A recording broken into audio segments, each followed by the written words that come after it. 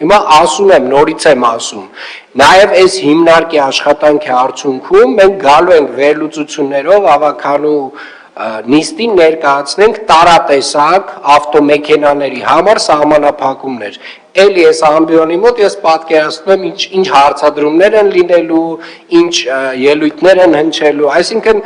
սա ռացիոնալ խոսակցություն չի, էլի, սա տենց տրամաբանական խոսակցություն չի, ասում եք կարմիր գծերը թանկացրել եք, վախի պրոբկեքը չեն նվազել, ասում տարվա ընթացքում 45,000 նոր ավտո է մտնում այս երկիր,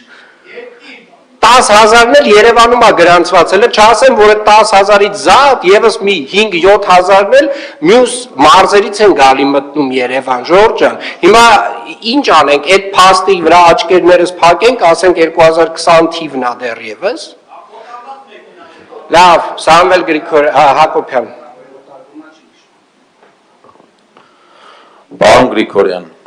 քննության չեք, ճիշտ եք ասում, բայց ամեն դեպքում նախագիծը բերել եք զննության վերահսկող մարմնի մոտ, դրա համար որ հարցեր են տալիս նորմալ է։